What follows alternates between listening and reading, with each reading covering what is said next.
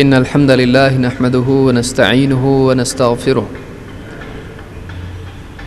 ونعوذ بالله من شرور أنفسنا ومن سيئات أعمالنا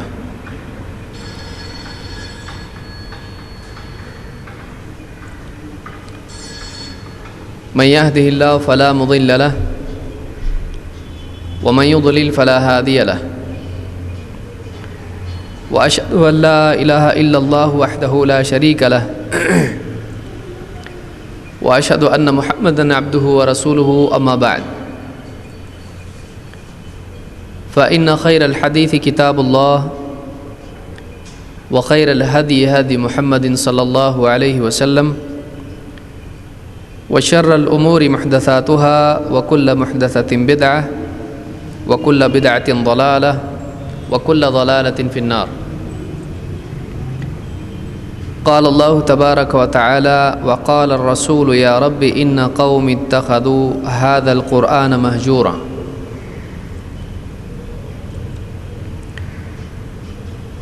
میرے محترم ماں اور بہنوں، پچھلے درس میں اہل ایمان پر قرآن کریم کے حقوق سے متعلق بعض باتیں ہم نے دیکھی تھیں، اور قرآن کریم سے متعلق ہماری ذمہ داریاں اور قرآن کریم کے پانے کے بعد اس کا حق ادا کرنے کے لیے مسلمان کو کیا کرنا چاہیے، اس سلسلے میں کچھ اہم ترین باتیں ہم نے دیکھی تھیں۔ ان باتوں میں ایک چیز یہ بھی تھی کہ مسلمان کو چاہیے کہ اپنی طاقت کے بقدر، اپنی استعداد کے بقدر وہ قرآن کریم کو سمجھنے کی کوشش کرے۔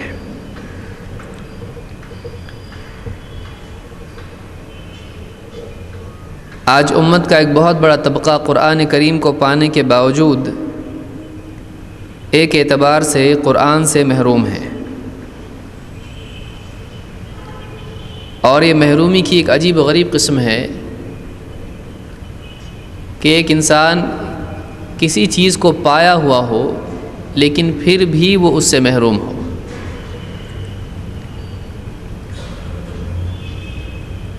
اہل ایمان مسلمان قرآن کریم کے حامل ہیں۔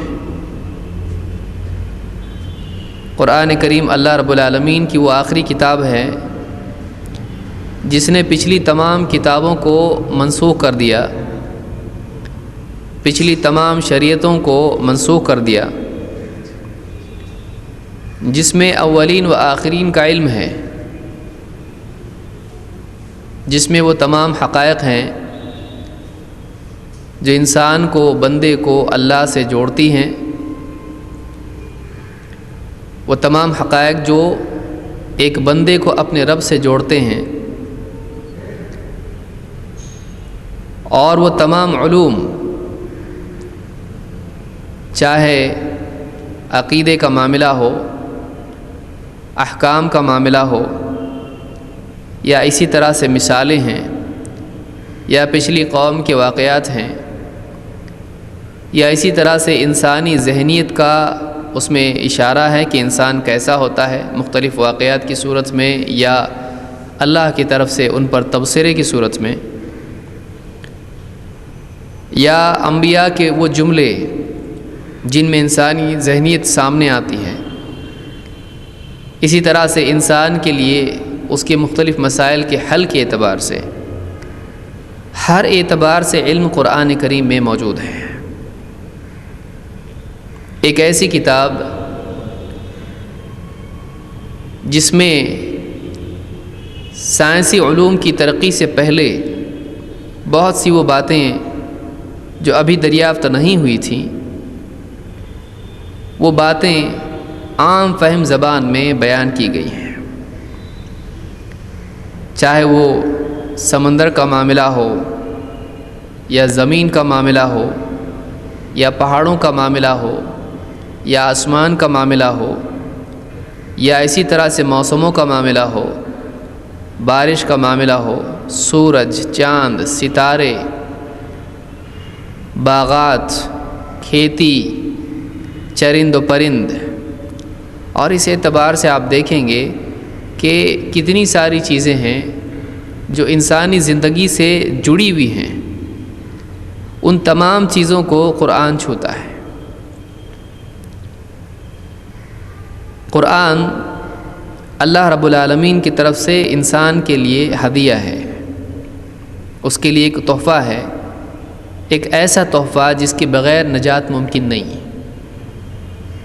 یہ وہ روشنی ہے جو اللہ تعالیٰ نے بندے کو دی ہے تاکہ دنیا کے اندھیروں میں وہ اپنے لیے راستہ پائے، صراط مستقیم کے حاصل کرنے میں، اس کے پانے میں، اس پر چلنے میں، اس پر باقی رہنے میں اس کو پریشانی نہ ہو، کہیں وہ بھٹک نہ جائے۔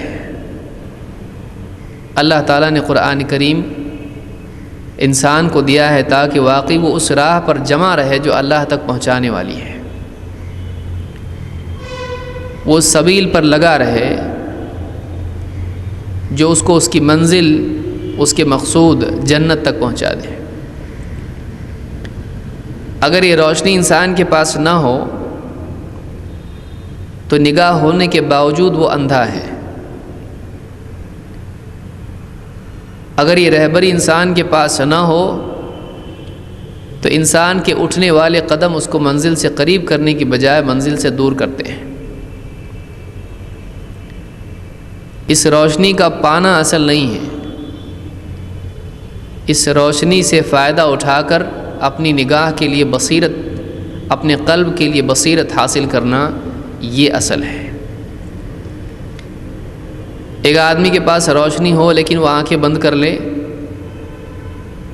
ایسا آدمی بھی نقصان میں ہے، اسی کی طرح جس کے پاس روشنی نہ ہو۔ لہٰذا روشنی کا پانے کے بعد میں اس سے فائدہ اٹھانا یہ اصل ہے، صرف اس کا پا لینا کافی نہیں ہے۔ اگر فائدہ نہ اٹھایا جائے تو آدمی اسی طرح ہو جاتا ہے جو روشنی سے محروم ہے، دونوں میں کوئی فرق نہیں ہے۔ لہٰذا قرآن کریم انسانیت کے پاس نہیں ہے، بہت بڑی تعداد ہے انسانیت کی جو قرآن کو جانتے تک نہیں ہیں، ان کو نہیں معلوم ہے کہ اللہ کی طرف سے ایک کتاب آئی ہے جس میں ان کی ہدایت کا سامان ہے، ان کی نجات کا ذریعہ ہے۔ لیکن وہ قوم، وہ امت جو قرآن کی وارث ہے، جو نبی کریم صلی اللہ علیہ وسلم کے بعد اس کتاب کو لے کر آگے بڑھنے والی ہے، اگر آپ جائزہ لیں تو اس کا کتنا بڑا طبقہ ہے جو اس سے واقعی فائدہ اٹھا پاتا ہے۔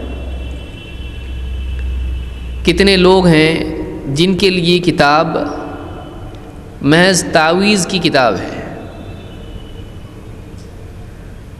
اگر کسی کو بچہ نہیں ہو رہا ہے تو اس کے گلے میں باندھ دو، کسی کے گھر میں آفتیں اور بلائیں محسوس ہوتی ہیں، گھر میں ٹانگ دو، کسی کو نیا گھر لیا ہے، چاہتا ہے کہ مال بڑھے اور برکت دنیا کی آئے، دروازے پر لکھ دو ھذا من فضل ربی، قرآن کے ماننے کا حق ادا ہو گیا ہے۔ دنیا کی برکت، دنیا کا مال، دنیا کی دولت، دکان میں تجارت نہیں ہو رہی ہے، حامیم یاسین الف لام میم الف لام میم صاد الف لام میم را، دکان میں لکھ کر لٹکا دو بس۔ بچہ بہت روتا ہے، گلے میں ڈال دو۔ کوئی مر رہا نہیں ہے، جلدی موت نہیں آ رہی ہے، تکلیف میں ہے، یاسین پڑھ دو، جلدی سے کام تمام ہو جائے گا۔ اگر بچہ نہیں ہو رہا ہے فلاں سورت پڑھ لو۔ اگر کوئی مر گیا ہے، اب اس کا قرض باقی ہمارے اوپر، قرض اتار دو۔ کیسے؟ اگلے دن اس کی نام کی قرآن خوانی کر دو۔ کچھ لوگ مل کے بیٹھو اور قرآن ایک ایک پارہ آدھا آدھا ادھر سے آدھا ادھر سے پڑھتے پڑھتے ختم کر دو، بس یہ قرآن کا پڑھنا ہے، یا گھر لے لیا تو گھر لینے کے بعد میں منتقل ہوئے، وہاں پر کیا کرنا ہے؟ قرآن خوانی کرنا ہے، قرآن پڑھنا ہے۔ آپ بتائیے قرآن کے ساتھ میں عام امت کا کیا معاملہ ہے؟ قرآن اپنے دنیاوی فائدوں کے حاصل کرنے کا ایک ذریعہ بنا لیا گیا ہے۔ واقعی کیا قرآن اس کے لیے نازل ہوا ہے؟ کیا قرآن کا مقصد صرف اتنا ہے کہ وہ دنیاوی سستی اور گری پڑی چیزوں کے پانے کا ایک سستا نسخہ ہے، ایک ایسا ذریعہ ہے جس سے آپ دنیا کی چیزیں پائیں؟ کیا قرآن اس لیے نازل ہوا ہے کہ صرف آپ اپنی زبان سے قرآن کو پڑھتے چلے جائیں بس؟ کیا وہ صرف پڑھنے کی کتاب ہے؟ کہ کیا صرف قرآن اس لیے نازل ہوا ہے کہ ساری انسانیت صرف اس کو ایک مرتبہ زندگی میں پڑھ لے، یا ہر سال پڑھتی رہے، یا ہر مہینے پڑھتی رہے، بس زبان سے منتر کی طرح اس کو پڑھ لیا جائے، بس اس لیے نازل ہوا ہے؟ کیا قرآن صرف تلاوت کی کتاب ہے؟ کیا قرآن صرف تبرک حاصل کرنے کی کتاب ہے؟ کیا دنیا کے فائدوں کو حاصل کرنے کی کتاب ہے؟ ایک بہت بڑا سوال ہے جس کا جواب واقعی اور حقیقتاً یہی ہے کہ ایسا نہیں ہے، اور بہت سارے لوگ اس کا جواب دیں گے، اور وہ لوگ بھی دیں گے جو واقعی قرآن کے ساتھ وہی سلوک کر رہے ہیں جو ان چیزوں سے ظاہر ہوتا ہے۔ بہت سارے لوگوں کے پاس شبہات ہیں۔ اب اس میں اور مزید مشکلات پیدا کرنے والے بعض اوقات وہ لوگ ہیں جن کو اللہ تعالیٰ نے قرآن کا علم بھی دیا ہے۔ اگر کوئی آدمی قرآن پڑھنے کی کوشش کرے اور اللہ کی توفیق سے اس کو سمجھنے کے لیے اپنی طاقت بھر کوشش کرے، تو اچانک کوئی آ کے دیکھتا ہے کہ یہ تفسیر پڑھ رہا ہے، فوراً بیٹھ کے اس سے کہے گا بھائی قرآن کی تفسیر مت پڑھو، کیونکہ اتنا ڈیپ اگر جاؤ گے تو گمراہ ہو جاؤ گے۔ کوئی پڑھنے کی نیت بھی کرے، بیچارہ کہیں سے کچھ بیان سن لیا اور دل میں بات پیدا ہوئی کہ میرے رب کا کلام ہے، مجھ کو سمجھنا ہے کیا کہا اللہ نے، تو بولنے والا آ کے بولتا ہے کہ قرآن سمجھ کے پڑھنے کی کتاب نہیں ہے، کیونکہ قرآن ہی میں لکھا ہے یضل بہ کثیرا، قرآن کے ذریعے سے اللہ بہتوں کو گمراہ کرتا ہے۔ اس میں کوئی شک نہیں ہے کہ قرآن کے ذریعے سے اللہ تعالیٰ بہتوں کو گمراہ کرتا ہے، لیکن اسی کے بعد اللہ تعالیٰ نے یہ بھی کہا ہے کہ وَيَهْدِي بِهِ كَثِيرًا، اللہ تعالیٰ بہتوں کو اس کتاب سے ہدایت دیتا ہے۔ آپ اللہ کے بارے میں بدگمان کیوں ہیں؟ جب ایک ہی کتاب سے ہدایت بھی مل سکتی ہے، گمراہی بھی آدمی کو، ایک آدمی گمراہ بھی ہو سکتا ہے، تو سوال یہ ہے کہ واقعی پھر یہ کتاب ہدایت والی ہے یا گمراہی والی ہے؟ جب اس کتاب کے ذریعے سے یا اس میں بتائی گئی مثالیں اور باتوں کے ذریعے سے ایک آدمی ہدایت بھی پا رہا ہے اور گمراہ بھی ہو رہا ہے، تو سوال یہ ہے کہ یہ کتاب ہدایت ہے یا گمراہی ہے؟ اللہ تعالیٰ نے قرآن کریم کو جب شروع سورۃ البقرہ آپ پڑھتے ہیں، اللہ تعالیٰ نے خود فرمایا کہ ہدی للمتقین، یہ کتاب ہدایت ہے۔ کوئی ایک آیت آپ نکال کے بتا دیں قرآن سے جس میں کہا گیا ہو کہ یہ کتاب گمراہی ہے، یہ کتاب ہدایت ہے۔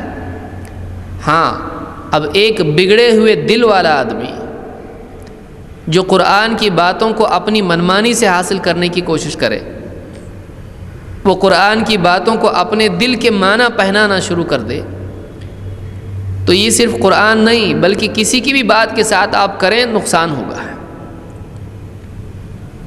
ایک رہبر آپ کو کوئی چیز بتاتا ہے، آپ اس کی بات کو جوں کا توں سمجھنے کی کوشش کرنے کی بجائے اپنے دل سے اس کو کچھ بھی معنی اس کی بات کو پہنچا دیں، آپ گمراہ ہوں گے۔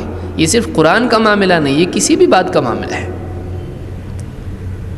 تو گمراہی قرآن میں نہیں ہے، گمراہی لوگوں کا قرآن کو غلط طور پر سمجھنے کی کوشش کرنے سے آتی ہے۔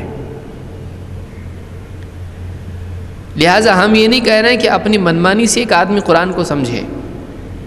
قرآن کی تفسیر اہل علم نے لکھی ہے، قرآن کی آیات کی تفسیر قرآن سے، قرآن کی آیات کی تفسیر سنت سے، قرآن کی آیات کی تفسیر سلف کے اقوال سے۔ جب آدمی اتنا پابند اور احتیاط کے ساتھ قرآن پڑھے گا تو بھلا کیوں گمراہ ہوگا؟ اور اگر یہی بات ہے کہ یضل بہ کثیرا ویہدی بہ کثیرا، اللہ بہتوں کو اس سے گمراہ کرتا ہے، تو کیا ایسا نہیں ہوتا ہے کہ تجارت میں بہتوں کو فائدہ ہوتا ہے بہتوں کو نقصان؟ تو پھر آپ کیوں تجارت کرتے ہیں؟ خریداری میں کبھی چیزیں بری بھی نکل آتی ہیں، نقصان ہوتا ہے، ابھی کبھی اچھی نکل آتی ہیں تو فائدہ ہوتا ہے، آپ کیوں خریداری کرتے ہیں؟ دوائیوں سے کبھی فائدہ ہوتا ہے کبھی ریئیکشن ہوتا ہے، آپ کیوں علاج کرتے ہیں؟ انسان کبھی بھروسے کے مطابق نکل آتا ہے کبھی دھوکہ ہو جاتا ہے، اس سے آپ کیوں بھروسہ کرتے ہیں؟ نکاح میں کبھی رشتہ اچھا نکل آتا ہے اور کبھی برا، آپ کیوں نکاح کرتے ہیں؟ دنیا میں جب دونوں چیزیں ممکن ہیں تو دنیا میں یہ طریقہ اپناتا نہیں ہے، دنیا میں یہ طریقہ نہیں اپناتا ہے۔ لیکن قرآن کے سلسلے میں اس طرح کی چیزوں کو بہانہ بنا کر آدمی قرآن کو سمجھنے کی کوئی کوشش نہیں کرتا ہے، بلکہ کوشش کرنے والوں کو بھی روکتا ہے، ان کے لیے روڑا بنتا ہے۔ یہ اللہ کی طرف سے ہے یا شیطان کی طرف سے؟ بلا شبہ یہ شیطان کی طرف سے ہے، کیونکہ شیطان نہیں چاہتا ہے کہ ایک انسان واقعی اپنے رب کا کلام سمجھے۔ اس میں کوئی شک نہیں ہے کہ قرآن کی بعض باتیں آسان ہیں تو بعض باتیں سمجھنے میں مشکل بھی ہوتی ہیں، اس میں کوئی شک نہیں ہے، اور یہ ہر کلام کے سلسلے میں ہوتا ہے۔ لیکن جب سمجھانے والے موجود ہوں، اہل علم کی تفاسیر موجود ہوں، اہل علم موجود ہوں، اور آج تو کمیونیکیشن اور موبائل اور اس طرح کے ذریعوں سے علماء کا دور ہونا بھی کوئی دوری نہیں ہے، نہ کوئی سفر کرنے کی ضرورت ہے، نہ کسی خط کے انتظار کی ضرورت ہے کہ دنوں مہینوں تک انتظار کرنا پڑے جواب کا۔ آج آدمی کسی بھی عالم سے دنیا کی کسی بھی حصے میں ہو، اگر قرآن کے سمجھنے میں کوئی مشکل اس کو پیش آتی ہے فوراً معلوم کر سکتا ہے۔ جب اتنا آسان معاملہ ہے تو امت میں کیوں نہ اس بات کا احساس پیدا کیا جائے کہ وہ قرآن کریم کو سمجھنے کی کوشش کریں۔ لیکن بہت سے لوگ شاید یہ سمجھتے ہوں کہ اگر لوگوں کے پاس علم آ جائے گا تو ہمارے محتاج نہیں رہیں گے، یا اگر ان کے پاس علم آئے گا تو ہماری جہالت کھل جائے گی، ہماری سرداری ختم ہو جائے گی، لوگ ہمارے ماتحت نہیں رہیں گے، یا کوئی اور وجہ بھی ہو سکتا ہے کسی کو واقعی ڈر لگتا ہو کہ یہ قرآن کریم کو اگر سمجھ لے گا اور غلط طور سے سمجھے گا تو گمراہ ہوگا، اس وجہ سے بھی کوئی روک سکتا ہے۔ لیکن یہ اس کی کم علمی ہے، لوگوں کو روکنے کی بجائے لوگوں کو بچانا چاہیے۔ آپ اسکول میں بچوں کو بھیجتے ہیں، اسکول میں کیا بچے گمراہ نہیں ہوتے ہیں؟ آج ایجوکیشن کے نام پر کتنی چیزیں ہیں جو اسکول میں پڑھائی جاتی ہیں، کوئی کرسچن اسکول میں بھیج رہا ہے، کوئی کسی اور اسکول میں بھیج رہا ہے، کیا آپ کا بچہ وہاں گمراہ نہیں ہو سکتا ہے؟ لیکن آدمی سوچتا ہے بھائی یہ تو چلتا ہے، یہ کرنا پڑے گا، پڑھائیں گے نہیں تو کیا کریں گے؟ آپ کتنا بڑا رسک مول لے رہے ہیں اپنی اولاد کے لیے، جو بالکل بھولے بھالے بچے ہیں۔ آپ تو اتنے بھولے نہیں ہو، آپ ان کے بارے میں احتیاط نہیں کر رہے ہو اور اپنے بارے میں کر رہے ہو۔ آپ سوچئے دنیا میں جو اصول ہم اپنا رہے ہیں ایسی چیزوں کے سلسلے میں جن میں گمراہی کا امکان زیادہ ہے، نقصان کا امکان زیادہ ہے، لیکن قرآن جو بنیادی طور پر ہدایت کی کتاب ہے، صرف متقین کے لیے نہیں۔ کسی کو یہ شبہ نہ ہو یہاں پر کہ بھائی قرآن تو متقین کے لیے ہدایت ہے، ابھی شیطان یہ بھی بعض اوقات ذہن میں ڈالتا ہے، دیکھو قرآن میں کیا ہے، ہدی للمتقین، آپ متقی ہو؟ نہیں۔ کوئی بھی آدمی جو متقی ہوگا وہ بھی کہے گا نہیں، کیونکہ اپنی زبان سے کون کہے گا ہاں میں متقی ہوں؟ تو آپ متقی ہو؟ نہیں۔ قرآن کس کے لیے ہدایت ہے؟ متقین کے لیے۔ جب آپ متقی نہیں ہو تو آپ کے لیے ہدایت نہیں ہے۔ تو قرآن کریم میں یہ بھی تو ہے ہدی للناس، سارے انسانوں کے لیے قرآن کیا ہے؟ ہدایت ہے۔ پھر اب تو متقین کی قید نہیں رہی۔ اور یہ بتائیے کہ عرب میں کیا اللہ کے نبی صلی اللہ علیہ وسلم قرآن کی صرف تلاوت کر دیا کرتے تھے؟ ان کو اس کے معنی سمجھتے نہیں تھے؟ کیا ایسا تھا؟ لوگ ہدایت کیسے پاتے تھے؟ اور اللہ کے نبی صلی اللہ علیہ وسلم لوگوں کو کیا کہتے تھے، کیا پڑھ کے سناتے تھے؟ جو مشرک سے، کافر سے مسلمان ہوتے تھے، ان کے اسلام کا ذریعہ کیا تھا؟ ان کے اسلام کا ذریعہ یہی تھا کہ اللہ کے نبی صلی اللہ علیہ وسلم ان کو اللہ کی کتاب پڑھ کر سناتے تھے۔ تو ایک آدمی متقی تو بہت دور کی بات ہے، مسلمان تک نہیں ہے، اسلام کا دشمن ہے، نبی صلی اللہ علیہ وسلم سے نفرت کرنے والا ہے، قرآن کا دشمن ہے۔ قرآن کا دشمن، اسلام کا دشمن، نبی کا دشمن، مسلمانوں کا دشمن جب واقعی اس کے سامنے قرآن آ رہا ہے اور وہ اس پر غور کر رہا ہے تو اس کے ذریعے سے اس کو ہدایت مل رہی ہے۔ ایک کافر کو قرآن سے ہدایت ملتی ہے اور مسلمان کو نہیں ملے گی۔ غلط طریقے سے سمجھنے کی کوشش بلا شبہ گمراہ کرتی ہے، لیکن ایک آدمی سچی نیت سے اہل علم کی ماتحتی میں اہل علم کی لکھی ہوئی کتابوں کو سمجھ کر پڑھے، تفسیر کے اصول و آداب اور قواعد کا لحاظ کر کے قرآن کو سمجھنے کی کوشش کرے، پھر بھی وہ گمراہ ہوتا ہے، تو آپ بتائیے پھر اللہ تعالیٰ نے قرآن کو نازل کیا تو کیا یہ امت کے لیے گمراہی کا ذریعہ ہے؟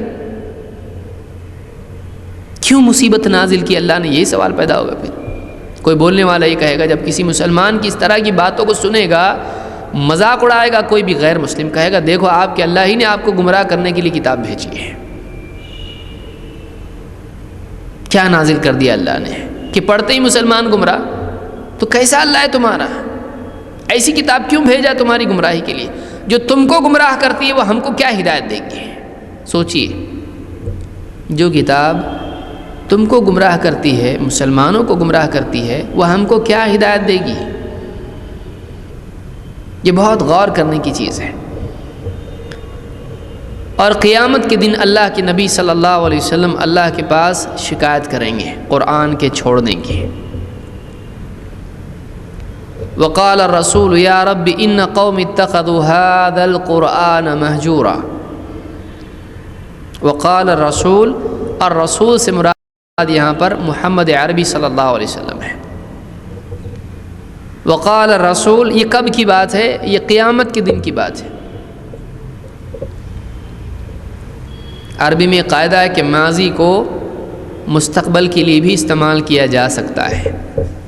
وقال الرسول، اور رسول نے کہا، یہ معنی اس کے ہیں۔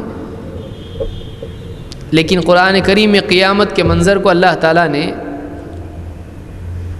کئی جگہوں پر ماضی کے صیغے میں استعمال کیا ہے، پاسٹ ٹینس میں استعمال کیا ہے۔ یہ قرآن کا اعجاز ہے، کیونکہ کوئی چیز جب اتنی پکی ہو کہ ہونے ہی والی ہے تو اس کو بھی بعض اوقات ماضی میں استعمال کیا جاتا ہے۔ وسیق الذین کفروا الی جہنم زورا، اس طرح کئی آیات قرآن کریم میں، تو اس میں ماضی کا صیغہ استعمال کیا گیا، یہ نہیں ہونے ہی والا ہے۔ وقال الرسول یا رب ان قوم اتخذوا هذا القرآن مہجورا، اور رسول کہے گا کہ اے میرے رب، میری قوم نے اس قرآن کو مہجور بنا رکھا تھا، میری قوم نے اس قرآن کو مہجور بنا رکھا تھا۔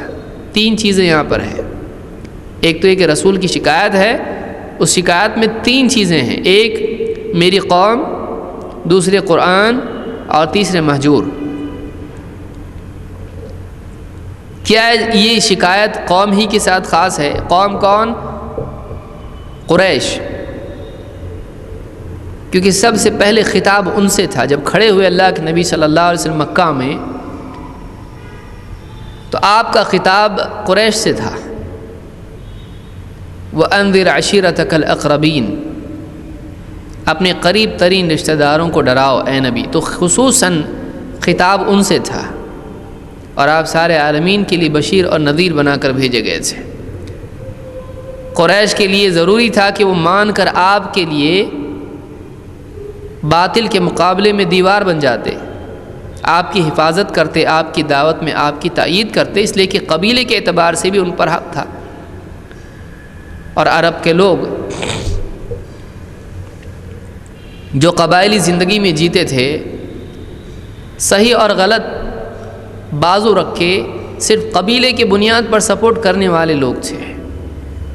تو اگر اس اصول کو بھی دیکھا جائے، اس کی روح سے بھی یہ ضروری تھا کہ وہ اللہ کے نبی صلی اللہ علیہ وسلم کو آپ کا ساتھ دیتے، چاہے وہ آپ کو غلط مان رہے ہیں، دوسروں سے آپ کی حفاظت کرتے. لیکن قریش نے نہ صرف یہ کہ آپ کی بات کو تسلیم نہیں کیا، بلکہ آپ کے دشمن ہوئے. اتنا ہی نہیں کہ آپ کی بات کو مانا نہیں، بلکہ آپ کے دشمن، آپ کی جان کے دشمن ہو گئے. آپ کے قرآن کو جو آپ نے اللہ کی طرف سے لوگوں کے پاس پیش کیا تھا، اس کا مذاق بنانے لگے. جب آپ قرآن پڑھتے تو شور مچاتے تاکہ کوئی سنے نہیں. آپ کو شاعر کہتے، آپ کے کلام کو شعر کہتے، آپ کا گھڑا ہوا کلام بتاتے. بلکہ بعض لوگ ان میں سے کہتے تھے کہ یہ منتر ہے، یہ منتر ہے. بعض لوگ کہتے تھے کہ شیطان کی طرف سے وسوسے ہیں جو ان کے دل میں ڈالے جاتے ہیں. اسی لیے جب آپ نے ایک رات بیمار ہونے کی وجہ سے قرآن نہیں پڑھا، تہجد کے لیے آپ نہیں اٹھ پائے، تو آپ کے پڑوس میں رہنے والی ام جمیل نے آ کر کہا کہ کیا تمہارا آج شیطان نہیں آیا تھا رات میں؟ چھوڑ دیا تمہارے شیطان نے تم کو؟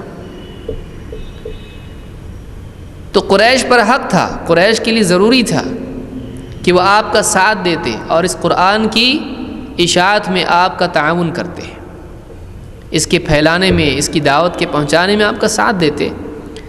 لیکن انہوں نے سب سے پہلے قرآن کا انکار کیا، قرآن کی بے حرمتی کی، نبی کی حرمت پامال کی. اسی لیے اللہ تعالیٰ کے پاس خصوصی طور پر قریش کی شکایت ہوگی، اور نبی رحمت للعالمین شکایت کریں گے. وقال الرسول یا رب ان قوم اتخذوا هذا القرآن مہجورا، میری قوم نے اس قرآن کو مہجور بنا دیا ہے. مہجور کہتے ہیں چھوڑی ہوئی چیز کو. یہ حجرہ سے ہے. حجرہ، ہجرت آپ سنتے ہیں، حجرہ کے معنی ہوتا ہے چھوڑنا. اسی پر سے ہجرت، ایک جگہ کو چھوڑ کر دوسری جگہ جانا. اے میرے رب، میری قوم نے اس قرآن کو چھوڑ رکھا تھا. تو قریش کا جرم قرآن کو چھوڑنا تھا. قرآن کے چھوڑنے سے قریش اگر مجرم بنتے ہیں تو ظاہر بات ہے کہ جس جرم کی بنیاد پر وہ مجرم بنے ہیں، وہ جرم صرف قریش کے ساتھ مقید ہے؟ نہیں. جب سزا جرم کی بنیاد پر ہے تو وہ جرم کوئی بھی کرے اس کو سزا ملنی چاہیے. شکایت اس کی بھی ہوگی جو یہ کام کرے جو قریش نے کیا ہے. اگر قریش کے علاوہ دوسرا کوئی قرآن کے پانے کے بعد، اس کے سامنے آنے کے بعد اس کو چھوڑ دیتا ہے تو ظاہر بات ہے وہ بھی طبعاً قریش کے تابع ہو کر اس قریش کا عمل کرنے کی وجہ سے اس شکایت کے زمرے میں آ جاتا ہے. ویسے ہی جیسے بنی اسرائیل کی جن چیزوں پر لعنت ہوئی ہے، اگر وہی کام کوئی بعد والا کرے جو بنی اسرائیل میں سے نہ ہو، تو جس بات کی وجہ سے ان پر لعنت ہوئی ہے، کیا اس پر لعنت نہیں ہوگی؟ کیا وہ لعنت صرف بنی اسرائیل کے ساتھ ہوگی؟ نہیں. اس لیے کہ اللہ کا قاعدہ یہ ہے کہ جو بھی آدمی وہ جرم کرے گا اس کو اس کی سزا ملے گی. من یعمل سوءا یجز بہ ولا یجد له من دون اللہ ولیا ولا نصیرا، جو بھی برائی کرے گا اس کا بدلہ پائے گا، اس کا بدلہ پائے گا، اور اللہ کے مقابلے میں اس کا کوئی دوست یا مددگار نہیں ہوگا. ولا یجد لہ من دون اللہ ولیا ولا نصیرا.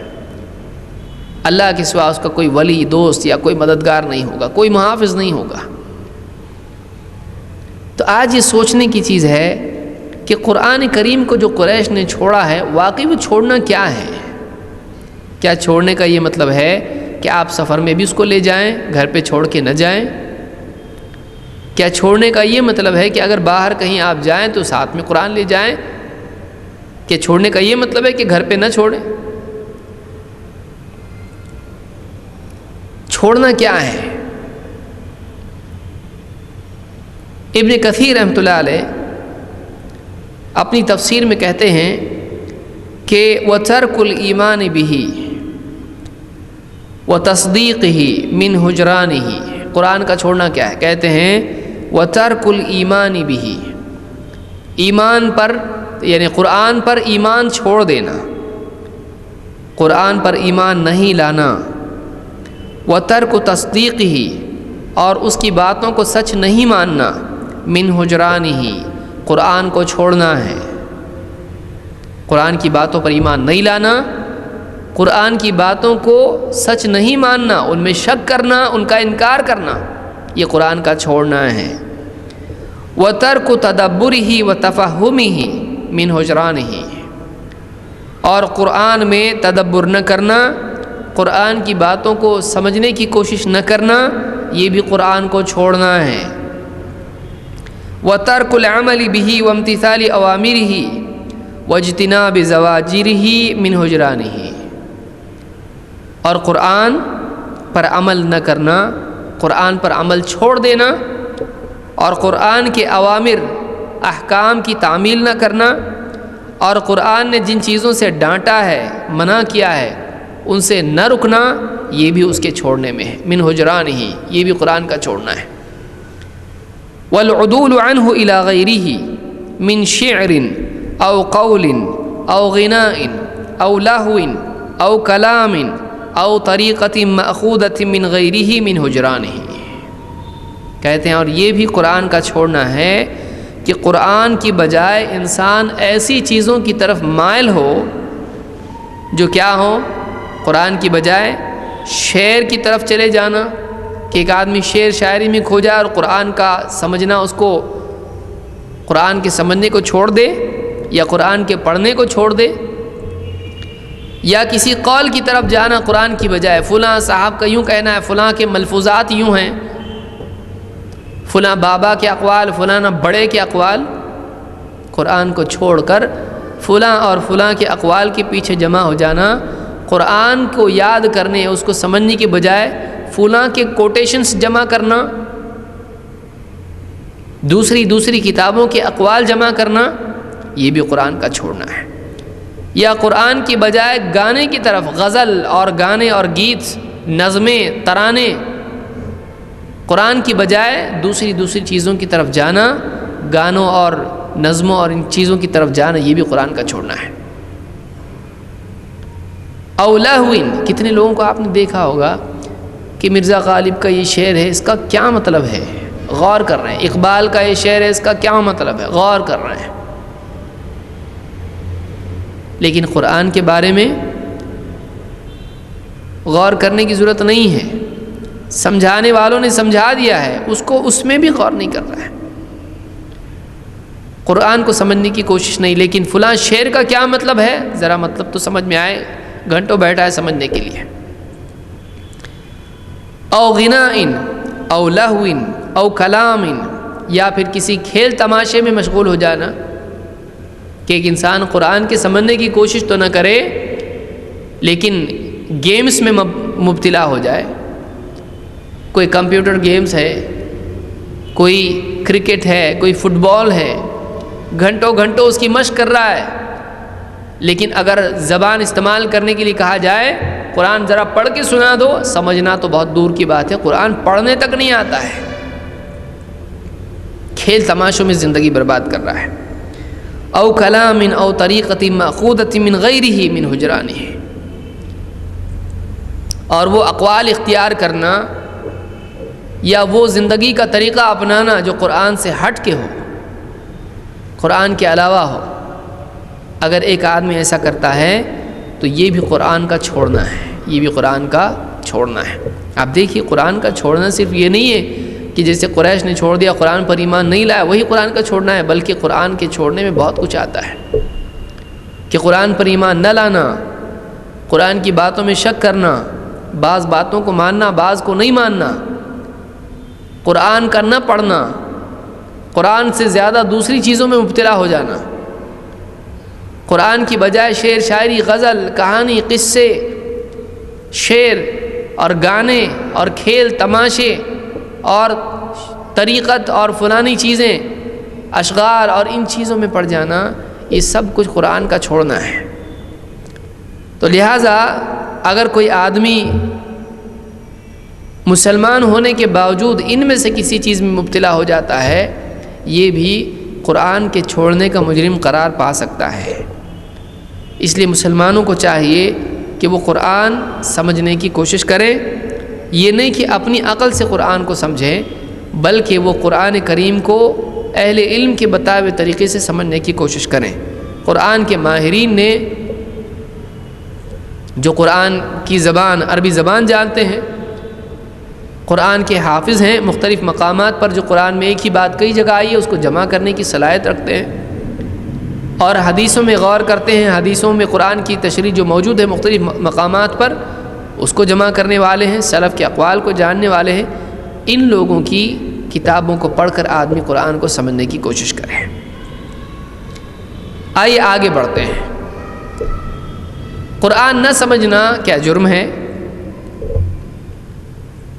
قرآن نہ سمجھنا صلاحیت ہونے کے باوجود، استعداد اور وسائل ہونے کے باوجود قرآن کو نہ سمجھنا، نہ اس کی کوشش کرنا، کیا واقعی وہ ڈانٹ کے لائق ہے؟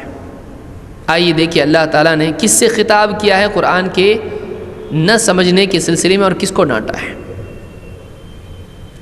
اللہ تعالیٰ فرماتا ہے افلا يتدبرون القرآن ولو كان من عند غیر اللہ لوجدوا فیہ اختلافا کثیرا۔ کیا یہ قرآن میں غور نہیں کرتے ہیں؟ کیا یہ قرآن میں غور نہیں کرتے ہیں؟ افلا يتدبرون القرآن ولو كان من عند غیر اللہ لوجدوا فیہ اختلافا کثیرا۔ اگر یہ قرآن اللہ کی بجائے کسی اور کی طرف سے نازل ہوا ہوتا تو اس میں وہ بہت سا اختلاف پاتے ہیں۔ یہ کس کے لیے ہے؟ یہ سورہ نساء کی آیت نمبر 82 ہے۔ یہ مشرکین سے، کفار سے خطاب ہے کہ یہ انکار کرنے والے اور یہ لوگ جو یہ کہتے ہیں کہ اللہ کا کلام نہیں ہے، انسان کا کلام ہے، اگر یہ قرآن کے بارے میں ایسا کہتے ہیں تو یہ قرآن میں غور کیوں نہیں کرتے ہیں؟ افلا يتدبرون القرآن، یہ قرآن میں غور کیوں نہیں کرتے ہیں؟ کیا یہ قرآن میں غور نہیں کرتے ہیں؟ اگر یہ غور کرتے تو یہ بات پاتے وَلَوْ كَانَ مِنْ عِنْدِ غَيْرِ اللَّهِ لَوَجَدُوا فِيهِ اخْتِلَافًا كَثِيرًا۔ اگر قرآن اللہ کی بجائے کسی اور کی طرف سے ہوتا تو اس میں بہت سا اختلاف پاتے، ایک بات دوسری بات سے ٹکراتی۔ انسان کے کلام میں ایسا ہوتا ہے کہ انسان آج ایک بات بول دیا، بھول گیا، کل اسی کے خلاف کچھ بات بول دیتا ہے۔ کیوں؟ انسان بھولتا ہے۔ پھر انسان بھولنے کے ساتھ ساتھ اس کی عقل کی ترقی ہوتی رہتی ہے، جہالت سے وہ مزید علم کی طرف بڑھتا رہتا ہے۔ آج ایک بات آپ کو معلوم نہیں ہے، کل آپ کو نئی بات معلوم ہوئی، آج کی بات آپ کی الگ ہوگی، کل کی بات الگ ہوگی۔ آج آپ نے ایک چیز کو غلط کہہ دیا، کل معلوم آ رہی یہ بات غلط نہیں ہے، صحیح ہے، یہ دوائی اچھی ہے میں بری سمجھتا تھا، یا یہ دوائی بری ہے میں سمجھتا تھا اس سے کچھ ریاکشن نہیں ہوتا ہے۔ آج اور کل میں آپ کی معلومات میں فرق ہوتا ہے، لہٰذا آپ کی باتوں میں بھی فرق ہو جاتا ہے، آپ کے فیصلوں میں بھی فرق ہو جاتا ہے۔ تو انسان کی جہالت، اس کا بھولنا، پھر اسی طرح سے انسان خواہشات اور جذبات کا بھی شکار ہو جاتا ہے۔ کسی غیر کا مسئلہ آیا جو آپ کا اپنا نہیں ہے، آپ نے فیصلہ ایسا دے دیا۔ اپنا فیصلہ آیا کسی قریبی کا، آپ نے تھوڑا نرمی اختیار کر لی، ایک جگہ آپ نے ایک فیصلہ دے دیا، دوسری جگہ آپ نے دوسرا فیصلہ دیا۔ آپ نے ایک چیز کو پانا ہے تو آپ نے اس کو ایک بات کہہ کے لے لیا، اب آپ کو اس کو کھونا نہیں ہے، آپ نے دوسری بات کہہ دی ہے۔ ایک کے لیے ایک بات، دوسرے کے لیے دوسری بات، ایک مقام پر ایک بات، دوسرے مقام پر دوسری بات۔ آدمی جذبات اور خواہشات کی وجہ سے، فائدے اور نقصان کو سوچنے کی وجہ سے تضاد بیانی کا شکار ہو جاتا ہے، کبھی صحیح کبھی غلط، کچھ نہ کچھ وہ اس کی اپنی بات آپس میں ٹکرانے لگتی ہے۔ تو معلومات کی کمی، خواہشات کی زیادتی، اور اسی طرح سے ایک انسان کے اور بھی معاملات ہوتے ہیں، بھولنے کی وجہ سے ایک آدمی کے کلام میں فرق پڑ جاتا ہے۔ یہ انسان کے کلام کے نتائج اور اس کے عیوب میں سے ہیں، لیکن اللہ کا معاملہ ایسا ہے، اللہ تعالیٰ بھولتا نہیں ہے، اللہ کا علم کامل ہے، اللہ تعالیٰ نعوذ باللہ اللہ تعالیٰ کے ہاں ناانصافی نہیں ہے، ظلم نہیں ہے، اللہ کے ہاں عدل ہے، جذبات سے متاثر ہو کر فیصلہ کرنا نہیں ہے، لہٰذا اللہ کی بات میں، اللہ کے فیصلوں میں اس طرح کی کوئی کمی نہیں ہوتی ہے۔ افلا یتدبرون القرآن، یہ قرآن میں غور نہیں کرتے ہیں، وَلَوْ كَانَ مِنْ عِنْدِ غَيْرِ اللَّهِ لَوَجَدُوا فِيهِ اخْتِلَافًا كَثِيرًا، اگر یہ قرآن اللہ کی بجائے کسی اور کی طرف سے ہوتا تو اس میں بہت سا اختلاف پاتے ہیں۔ غور کرنے کا مطالبہ کن سے ہو رہا ہے؟ ماننے والوں سے یا انکار کرنے والوں سے؟ یہاں قرآن کو اللہ کا کلام تسلیم نہیں کرنے والوں سے کہا جا رہا ہے کہ قرآن میں غور نہیں کرتے ہیں۔ بتائیے، جب نہ ماننے والوں کو قرآن میں غور کرنے کا حکم ہے تو من باب اولا قرآن کے ماننے والوں سے اس کا تقاضا کیا جائے گا۔ ان کا تو زیادہ حق ہے کہ واقعی وہ جب مانتے ہیں وہ اس کے معارف پر اور اس کے علوم میں غور کریں کہ اللہ نے، میرے رب نے کیا کہا ہے۔ اسی طرح سے اللہ تعالیٰ نے فرمایا افلا یتدبرون القرآن ام علی قلوب اقفالها، یہ قرآن میں غور نہیں کرتے ہیں، افلا یتدبرون القرآن، کیا یہ قرآن میں غور نہیں کرتے ہیں، ام علی قلوب اقفالها، یا ان کے دلوں پر پھر تالے پڑے ہوئے ہیں، کیا ان کے دلوں پر تالے پڑے ہوئے ہیں؟ جو آدمی قرآن کو سمجھنے کی کوشش نہیں کرتا ہے اور قرآن کے علوم کو حاصل کرنے کی کوشش نہیں کرتا ہے، اس میں غور نہیں کرتا ہے، ایسے آدمی کے بارے میں کہا جا سکتا ہے کہ اس کے دل پر تالے پڑے ہیں، اس کے دل پر تالا لگا ہوا ہے۔ کیونکہ انسان اگر قرآن میں غور کرے تو اللہ تعالیٰ ایمان کے لیے، اسلام کے لیے، حق کے لیے، خیر کے لیے، ہدایت کے لیے اس کے سینے کو کھول دیتا ہے۔ جیسے اللہ تعالیٰ نے عرب کے ان لوگوں کے سینوں کو کھول دیا جو قرآن کا انکار کرتے تھے، جو بتوں کی عبادت میں پڑے ہوئے تھے، جو نبی کریم صلی اللہ علیہ وسلم کو نبی نہیں مانتے تھے، لیکن جب اللہ کا کلام انہوں نے سنا اور اس کے اعجاز کو سمجھا، قرآن کی قوت بیانی اور اللہ کے کلام ہونے کا نتیجہ نکلا کہ ان کے دل کفر کی بجائے ایمان سے منور ہو گئے، وہ انکار کی بجائے اقرار بلکہ حمایت اور قرآن کی حفاظت کرنے والے بنے۔ یہ فرق کیوں آیا؟ انہوں نے قرآن کو سمجھا، قرآن کی بات پر غور کیا، قرآن کی تعلیمات اور اس کے بیان کی قوت میں غور کیا، مجبور ہو گئے کہ یہ اس بات کو تسلیم کریں کہ یہ عام انسان کا کلام نہیں ہے، کیونکہ وہ عربی زبان جانتے تھے۔ تو اگر وہ غور نہ کرتے تو انہوں نے غور کیا، اور اس غور کرنے کی وجہ سے آپ حضرت عمر رضی اللہ تعالیٰ کا واقعہ دیکھیں، ان کو ہدایت کیسے ملی؟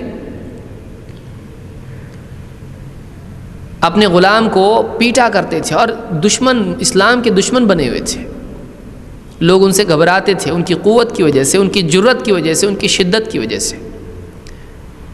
لیکن آپ دیکھیں اللہ کے نبی صلی اللہ علیہ وسلم کو قرآن پڑھتے سنا اور ان کے دل میں پیدا ہونے والے شبہات کا ازالہ آپ کی قرأت سے ہوا ہے۔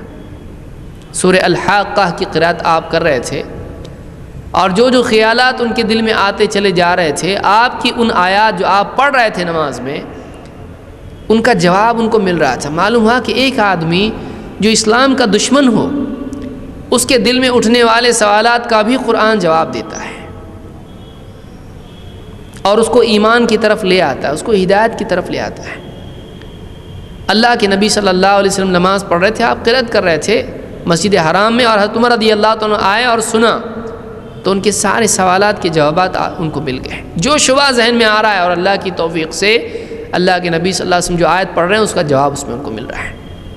یہ ان کی ہدایت کا واقعہ ہے. وہ روایت ضعیف ہے جس میں یہ بیان کیا گیا کہ وہ بہن کے ہاں گئے اور مارا پیٹا اور سورہ طٰہٰ کی آیتیں پڑھی. وہ روایت سنداً ضعیف ہے. امام الدارقطنی نے سنن الدارقطنی میں اس کو ذکر کیا ہے کتاب الطہارہ میں، اور اس کی سند ضعیف ہے، اس کی سند صحیح نہیں ہے. اگرچہ واقعہ بہت مشہور ہے اور اہل سیر نے، سیرت کی کتابیں لکھنے والوں نے بہت سونے اس کو ذکر کیا ہے، لیکن آپ جانتے ہیں کہ سیرت کے سلسلے میں، تاریخ کے سلسلے میں اتنی شدت نہیں برتی جاتی ہے. تحقیقی اعتبار سے اتنا زیادہ یعنی تحقیق اور یعنی تفحص نہیں کیا جاتا ہے، اتنا جانچا نہیں جاتا ہے.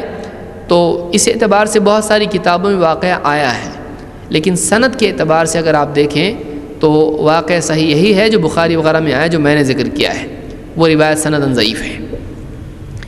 تو اس آیت میں آپ دیکھیں اللہ نے فرمایا افلا یتدبرون القرآن ام علی قلوب اقفالها، کیا یہ قرآن میں غور نہیں کرتے ہیں؟ تدبر اور تفکر میں پچھلے درس میں میں نے بتایا تھا کہ تدبر اور تفکر میں فرق ہوتا ہے. تفکر مخلوقات میں ہوتا ہے اور تدبر آیات میں ہوتا ہے. اللہ کی آیات دو قسم کی ہیں. ایک آیات تو وہ ہے جو آسمان و زمین میں پھیلی ہوئی ہیں، رات و دن کا آنا جانا باری باری، اور پھر سمندروں میں اور دریا میں کشتیوں کا چلنا، اور اسی طرح سے بہت ساری مخلوقات جو موجودات ہیں، یہ خود اللہ تعالیٰ کی وجود، اس کی توحید، اس کی حکمت، اس کی قدرت، اس کی رحمت اور اس کے وجود کی دلیل ہیں. لیکن اللہ کی وہ آیات بھی ہیں جو سماعی ہیں، جو نبیوں کے ذریعے سے اللہ تعالیٰ بھیجتا ہے، جن کو پڑھ کر نبی سناتے ہیں.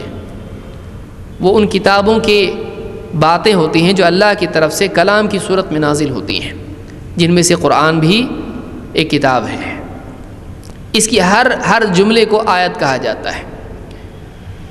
تو اللہ تعالیٰ نے یہ جو آیات ہیں افلا یتدبرون القرآن، کہ قرآن میں کیا یہ غور نہیں کرتے ہیں؟ ام علی قلوب اقفالها، یا ان کے دلوں پر تالے پڑے ہوئے ہیں. تو یہ جو آیات ہیں ان پہ غور کرنا اس کو تدبر کہتے ہیں. کلام پر غور کرنا اس کو تدبر کہتے ہیں. اور مخلوقات کے وجود، ان کی حکمت تخلیق پر غور کرنا، ان کی بناوٹ پر غور کرنا، اس کو تفکر کہتے ہیں.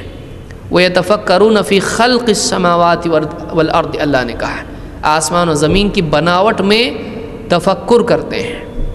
لیکن جہاں قرآن کی آیات کا معاملہ آیا، اللہ نے کہا یتدبرون القرآن. تو تدبر اور تفکر کا فرق یاد رکھیں کہ تفکر مخلوقات میں ہوتا ہے اور تدبر اللہ کی آیات میں ہوتا ہے.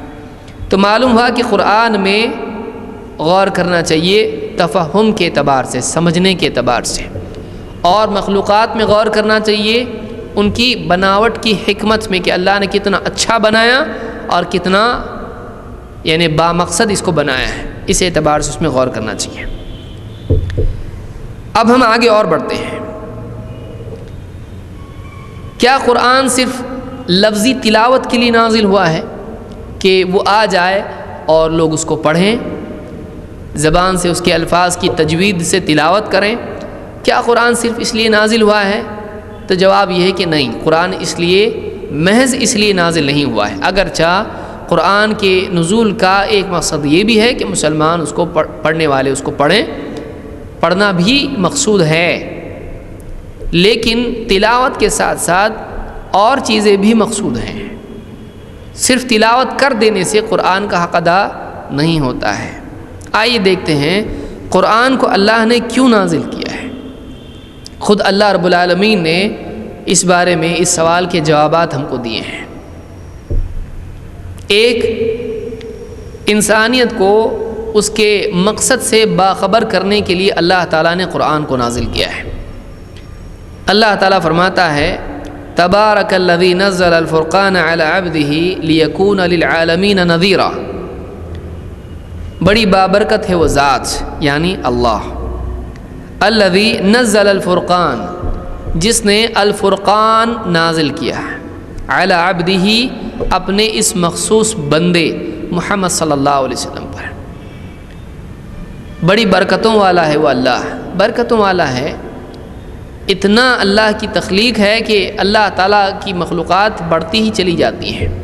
آج دیکھیے روزانہ مخلوقات بڑھ رہی ہیں، روزانہ کتنے بچے پیدا ہو رہے ہیں، جانور، چرند پرند، مچھلیاں، جن کی گنتی انسان کے لیے ممکن نہیں ہے، ستاروں کی تخلیق اور کیا کچھ نہیں، اللہ کتنا کچھ پیدا کرتا ہے۔ اور پھر ایک بیج آپ نے بویا، اس سے کئی بیج نکلتے ہیں، برکت، اس کے یہاں برکت ہے۔ بارش زمین میں جاتی ہے، اس ایک قطرے سے، اس پانی سے پودا بڑا ہو جاتا ہے، اس کو غذا ملتی ہے، انسان اس پانی کے ذریعے سے پیتا ہے، پیاس بجھاتا ہے، اور وہی پانی اس کی غذا، اور اناج، پھل پھول ایک ہی پانی ہے آسمان سے نازل ہونے والا، لیکن اس ایک پانی سے، اس ایک مٹی سے قسم قسم کے پھل اور پھول اور سبزیاں، ترکاریاں، اناج، غلہ اور کیا گھاس پھوس، کیا کچھ نہیں اگتا ہے، پھل پھول کیا کچھ نہیں، اللہ تعالیٰ انہی چیزوں سے اگاتا ہے۔ یہ اللہ کی قدرت ہے کہ اللہ تعالیٰ کم سے زیادہ پیدا کرتا ہے، اللہ کم سے زیادہ کرتا ہے، وہ برکتیں دیتا ہے، وہ برکت دیتا ہے۔ تبارک الذی نزل الفرقان، بڑی برکتوں والا ہے وہ اللہ جس نے الفرقان نازل کیا۔ الفرقان اس چیز کو کہتے ہیں جو بہت ہی فرق کرنے والی ہو، تفریق کرنے والی ہو، الگ الگ کرنے والی ہو۔ قرآن کو الفرقان اس اعتبار سے کہا گیا ہے کہ قرآن حق اور باطل میں فرق کرتا ہے، صحیح کیا ہے، غلط کیا ہے، حق کیا ہے، باطل کیا ہے، اور قرآن ماننے اور نہ ماننے کے اعتبار سے، حق ادا کرنے اور نہ کرنے کے اعتبار سے لوگوں میں بھی فرق کرتا ہے۔ قرآن مراتب کے اعتبار سے بھی فرق کرتا ہے کہ قرآن کو ماننے والا، اس کو جاننے والا ان لوگوں سے بڑھ کر ہے جو اس کو مانتے نہیں ہیں اور جانتے نہیں ہیں یا اس کو سمجھتے نہیں ہیں۔ ان اللہ تعالی یرفع بہذا الکتاب اقواما ویضع بہ آخرین، اللہ تعالیٰ اس کتاب کے ذریعے سے کتنوں کو اونچا کرتا ہے، کتنوں کو اللہ پست کر دیتا ہے، نیچا کر دیتا ہے۔ یہ تفریق قرآن کی بنیاد پر ہوتی ہے۔ تو نزل الفرقان، اللہ نے فرقان کو نازل کیا ہے جو حق اور باطل میں تمیز کے لیے نازل ہوا ہے۔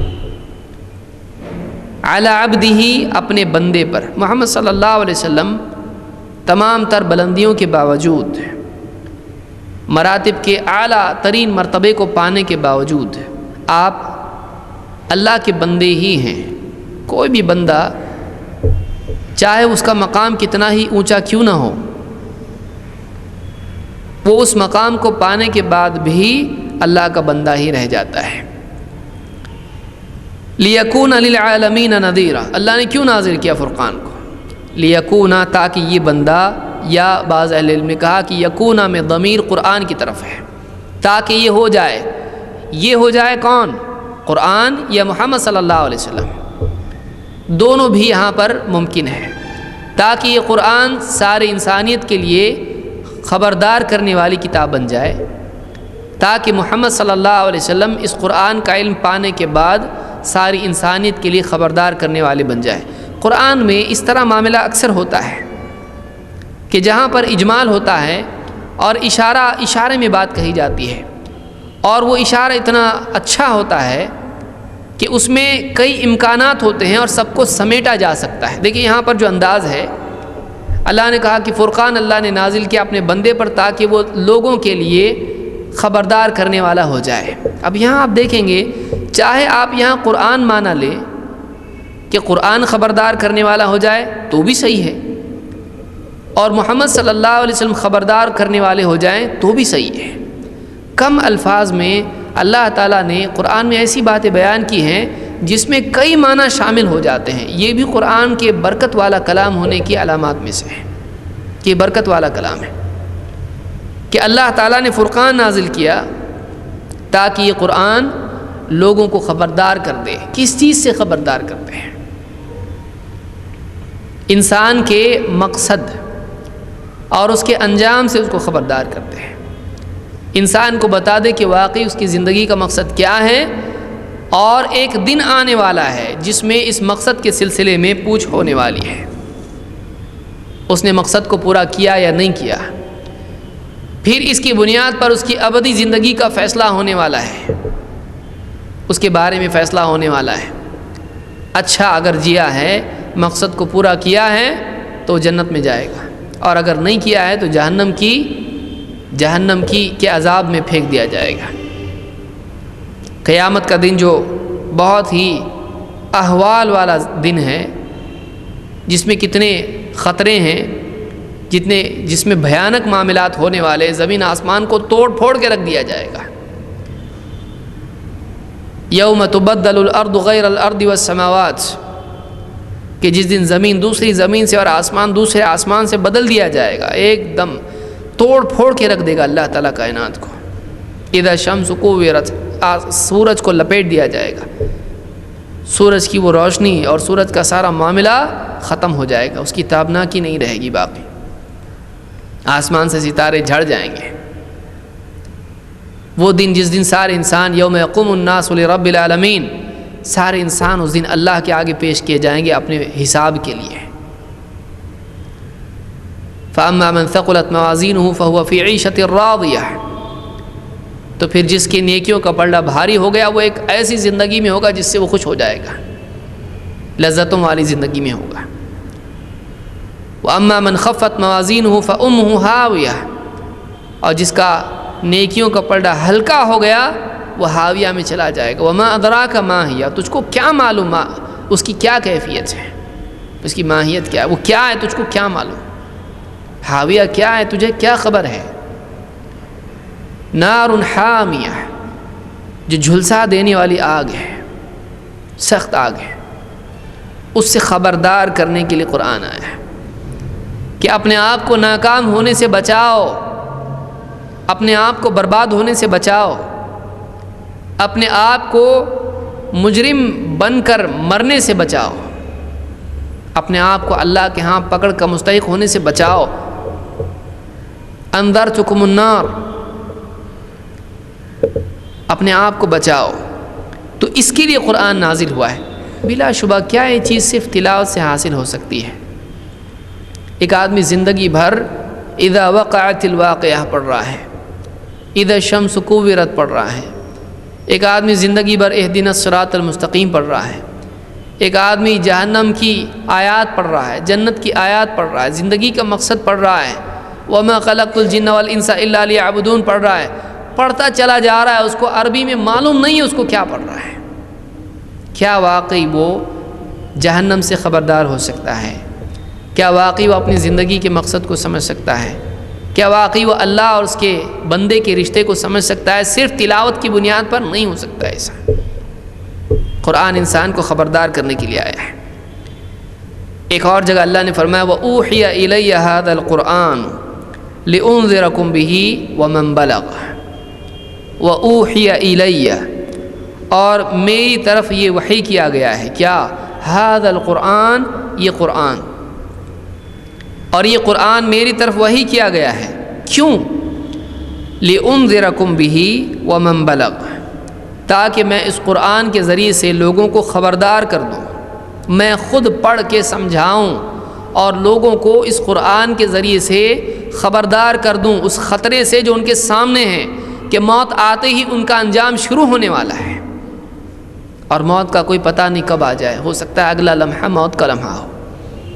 لِأُنذِرَكُم بِهِ، اس قرآن کے ذریعے سے۔ دیکھیے نبی کریم صلی اللہ علیہ وسلم بھی لوگوں کو خبردار کرنے والے تھے، لیکن آپ نے کیا کہا یہاں پر قرآن میں؟ کیا آیت ہے؟ لِأُنذِرَكُم، تاکہ میں تم کو ڈراؤں، بِهِ، اس قرآن کے ذریعے سے۔ معلوم ہوا کہ اللہ کے نبی صلی اللہ علیہ وسلم بھی لوگوں کو قرآن پڑھ کر سناتے تھے اور خبردار کرتے تھے، لہٰذا لوگوں کو آگاہ کرنا، وارننگ دینا قیامت اور جہنم کی، برے اعمال کے برے نتیجے کی، یہ نبی کریم صلی اللہ علیہ وسلم کیسے کرتے تھے؟ قرآن کے ذریعے سے۔ یہ دعوت کا بہت اہم ترین ذریعہ ہے جو خود نبی کریم صلی اللہ علیہ وسلم نے اختیار کیا ہے اور استعمال کیا ہے۔ لِأُنذِرَكُم بِهِ وَمَن بَلَغَ، اور جس تک یہ قرآن پہنچے، کیونکہ نبی کریم صلی اللہ علیہ وسلم ہمیشہ دنیا میں رہنے کے لیے تو آئے نہیں تھے، لیکن اللہ تعالیٰ نے آپ کے بعد آپ کے اس معجزے کو جو اللہ کی طرف سے آپ کو دیا گیا تھا، یہ وحی جو اللہ نے آپ کو عطا کی تھی، آپ نے نبی صلی اللہ علیہ وسلم کو تو وفات دے دی، لیکن آپ کے بعد اس کتاب کو باقی رکھا۔ تو آپ نے فرمایا تاکہ میں اس قرآن کے ذریعے سے تم کو خبردار کر دوں، اور اس کو بھی جس تک یہ قرآن پہنچے، معلوم ہوا کہ جس تک قرآن پہنچا اس تک نبی کا پہنچنا ضروری نہیں ہے۔ یہ ایسے ہی ہے جیسے خود نبی نے خط لکھ کے اس کو سمجھایا ہو، لِأُنذِرَكُمْ بِهِ وَمَنْ بَلَغَ، اور جس تک یہ قرآن پہنچے اس کو بھی میں خبردار کر دوں۔ تو جس تک قرآن پہنچ رہا ہے اس تک نبی صلی اللہ علیہ وسلم کی دعوت پہنچ رہی ہے۔ تو آپ بتائیے آج ذمہ داری کس پر ہے؟ آج مسلمان تک قرآن پہنچ چکا ہے، لیکن کیا واقعی قرآن سے مسلمان خبردار ہونے کا شرف حاصل کر رہا ہے؟ مسلمان کا حال آج کیا ہے؟ وہ شیخ عبد القادر جیلانی رحمۃ اللہ علیہ کے نام کی فاتحہ دے رہا ہے، ان کے نام کی قربانی کر رہا ہے، شرکی عمل کر رہا ہے، اور اس شرکی عمل میں پڑھ رہا ہے سورۃ الفاتحہ، قل هو اللہ احد، قل اعوذ برب الفلق، قل یا ایھا الکافرون۔ شرکی عمل کر رہا ہے، اور شرکی عمل میں توحید کی آیات پڑھ رہا ہے۔ اس سے زیادہ کیا افسوس کیا جائے کہ ایک آدمی، دیکھیے یہ کتنا بڑا المیہ ہے کہ درگاہ پہ جا کے فاتحہ دے رہا ہے، اللہ والوں کی درگاہ پر شرکی عمل کر رہا ہے، کفریات کر رہا ہے، اور اس میں فاتحہ میں کیا پڑھ رہا ہے؟ ایاک نعبد و ایاک نستعین، اے اللہ ہم تیری ہی عبادت کرتے ہیں اور تجھی سے مدد چاہتے ہیں۔ کیوں ایسا ہو رہا ہے؟ اس لیے کہ اس کو سمجھتا نہیں ہے، اس کو معلوم نہیں میں کیا پڑھ رہا ہوں۔ زندگی کے 50 60 70 80 سال آدمی پڑھ رہا ہے، پڑھتے پڑھتے زبان میں طاقت نہیں ہے اور دانت گر گئے، لیکن پھر بھی پڑھ رہا ہے، فاتحہ دے رہا ہے، ایاک نعبد و ایاک نستعین، اے اللہ ہم تیری عبادت کرتے ہیں اور تجھی سے مدد چاہتے ہیں۔ اور فاتحہ کس کے نام کی ہے؟ شیخ عبد القادر جیلانی رحمۃ اللہ علیہ کی، قربانی ان کے نام کی ہے، دعوت ان کے نام کی، کندوری ان کے نام کی، ان کے نام کی نظر، ان کے نام کی عبادات، اور اس پر جہالت یہ ہے کہ کہہ رہا ایاک نعبد و ایاک نستعین، اے اللہ ہم تیری عبادت کرتے ہیں، تجھی سے مدد چاہتے ہیں۔ کیوں ایسا ہو رہا ہے؟ اس لیے ہو رہا ہے کہ مسلمان کو معلوم نہیں وہ کیا کر رہا ہے۔ وہ کہہ رہا قل یا ایھا الکافرون لا اعبد ما تعبدون، اے کفر کرنے والو، لا اعبد ما تعبدون، میں اس کی عبادت نہیں کرتا ہوں جن کی تم عبادت کرتے ہو۔ وہ اہل کفر سے، ان کے بتوں سے برات کا اظہار کر رہا ہے، ان کے طریق عبادت سے، ان کی عبادتوں سے اس سے برات کا اظہار کر رہا ہے، اس کا انکار کر رہا ہے۔ زبان سے تو وہی کہہ رہا ہے کہ جس کی تم عبادت کرتے ہو میں ان کی عبادت نہیں کرتا ہوں۔ وہ کن کی عبادت کرتے تھے؟ لات، عزا، منات، یا اسی طرح سے ود، سواع، یغوث، یعوق اور نصر۔ ان کی قوم کے عیسائی کس کی عبادت کرتے ہیں؟ عیسیٰ علیہ السلام، نبی رسول، ان کی والدہ مریم۔ مشرکین فرشتوں کی، جنات کی، صالحین کی، لکڑی اور مٹی اور پتھر کے بنائے ہوئے بتوں کی۔ اور مسلمان کس کی کر رہا ہے؟ صالحین کی، نبی صلی اللہ علیہ وسلم کی، جنات کی۔ خود آج مسلمان بھی کر رہا ہے، فرشتوں کی، یا جبریل، یا میکائیل۔ تعویذوں کو کھول کے دیکھیے آپ کو ملے گا، بعض اوقات یا عزازیل بھی ہوتا ہے اس میں، جو بعض کتابوں میں شیطان کا نام ہے، لیکن اس کی کوئی ثبوت اس کا نہیں ہے۔ تو کیا کر رہا ہے مسلمان؟ قبروں مٹی کی بنائے ہوئے بتوں کی وہ عبادت کر رہے ہیں، ان کے آگے ہاتھ اٹھا کے ان سے مانگ رہے ہیں، ان سے تمنائیں باندھ رہے ہیں کہ یہ ہمارا کچھ مسئلہ حل کریں گے۔ اور مسلمان بابا کی قبر پر جا کر وہاں بیٹھا ہوا ہے کہ یہ میرا مسئلہ حل کریں گے۔ کیا یہ وہی بات نہیں ہے؟ وہ بھی مٹی سے مانگ رہا ہے، یہ بھی مٹی سے مانگ رہا ہے۔ ابراہیم علیہ السلام کے لوگ مٹی کے بجائے لکڑی کے بت بنا رہے ہیں، اور لکڑی کے بت بنا کر ان سے اپنے مسائل کے حل کرنے کے لیے مانگ رہے ہیں، اور یہاں پر مسلمان تازی بنا رہا ہے، گھوڑے پیر لکڑی کا گھوڑا بنائے ہوئے اس سے مانگ رہا ہے، اس سے نظر و نیاز کر رہا ہے، لکڑی اور کاغذ اور دھاگے سے ملا کر محرم کے 10 دنوں میں تازی بٹھا رہا ہے اور اس سے اپنی تمنائیں پوری کرنے کی چاہت رکھتا ہے۔ کیا یہ لکڑی کی چیزوں کی عبادت کرنا نہیں ہے؟ آپ سوچئے مسلمان بھی آج وہی کیوں ایسا کر رہا ہے؟ وہاں جا کے فاتحہ دے رہا ہے، کیونکہ فاتحہ ہر جگہ آ رہی ہے، اور اس فاتحہ میں کیا پڑھتا ہے؟ ایاک نعبد و ایاک نستعین، اے اللہ ہم تیری عبادت کرتے ہیں اور تجھی سے مدد چاہتے ہیں۔ کہہ رہا اہدنا الصراط المستقیم، اے اللہ ہم تجھ سے صراط مستقیم مانگتے ہیں، لیکن چونکہ جذبات ہے ہی نہیں، معلوم ہی نہیں میں کیا مانگ رہا ہوں، تو ایسی دعا بھی قبول نہیں ہوتی ہے جس میں آدمی کا دل نہ ہو۔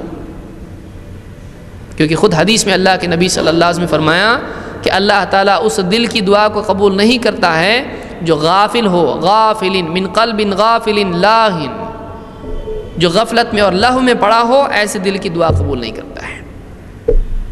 مانگ رہا ہے ہدایت، لیکن معلوم نہیں کیا مانگ رہا ہے۔ کیوں ایسا ہو رہا ہے؟ وجہ اس کی یہ ہے کہ وہ قرآن کو سمجھ نہیں رہا ہے۔ دیکھیے کوئی آپ سے یہ نہیں کہہ رہا کہ آپ قرآن کے علامہ بن جائیں، آپ کو بننا ہے آپ اتنے سال خرچ کیجئے، بنیے، علماء سے استفادہ کیجئے، لیکن کیا آپ اتنا بھی نہیں کر سکتے کہ جو 30ویں پارے کی صورتیں آپ نماز میں پڑھتے ہیں، کم سے کم ان میں سے وہ صورتیں جو آپ کو اچھی طرح یاد ہیں، آپ بار بار نماز میں اس کو پڑھتے ہیں، کہ آپ اتنا بھی نہیں کر سکتے؟ آپ دن بھر کتنی نمازوں میں سورۃ الفاتحہ پڑھتے ہیں، کیا آپ اتنا بھی نہیں کر سکتے کہ اس کا مطلب آپ سمجھ لیں کیا گناہ ہے، یہ حرام ہے، یہ اتنا بھی نہیں کر سکتا آدمی؟ آپ سوچیے کہ کتنا دور مسلمان قرآن سے ہے، اتنا قریب ہونے کے باوجود ہے۔ ہر گھر میں قرآن ہے، بیٹے کی نکاح میں قرآن دیا جا رہا ہے، مرنے والا قرآن مسجد میں ہدیے کے طور پر دے رہا ہے۔ کیا نہیں؟ قرآن ہے لیکن قرآن نہیں ہے۔ قرآن سے قرب کے باوجود کتنی دوری ہے، اور اب مسلمان اگر دور ہو، دوسری قومیں کہاں سے قریب آئیں گے؟ آپ سوچیے، اس کا کام تھا کہ یہ باطل کا رد کرے قرآن کی بنیاد پر، لیکن یہی قرآن سے دور ہونے کی وجہ سے یہ حق پر آنے کی بجائے دوسروں کو لانے کی بجائے خود حق سے دور ہوتا چلا جا رہا ہے۔ کیوں؟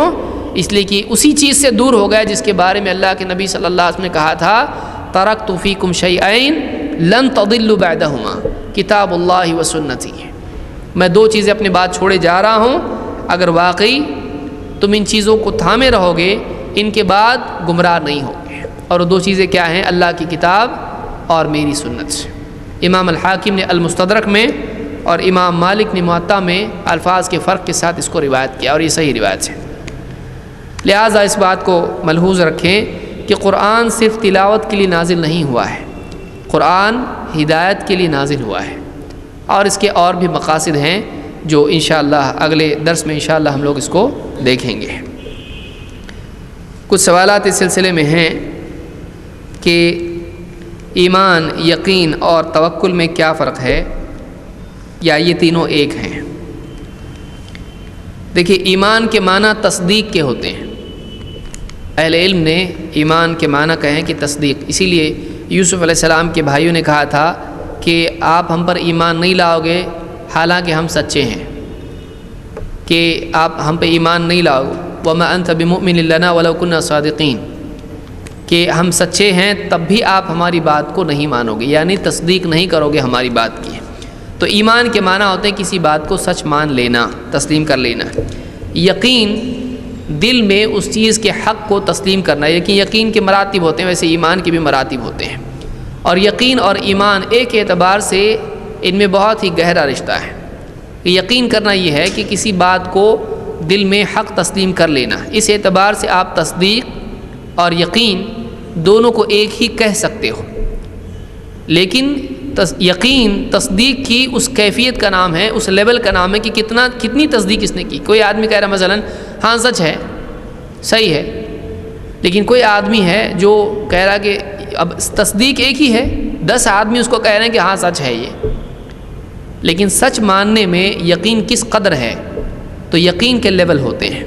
کوئی بہت پکا اور پختہ یقین ہوگا، کوئی یقین ہوگا لیکن اتنا پختہ یقین نہیں ہوگا. تو یقین کے مراتب ہوتے ہیں.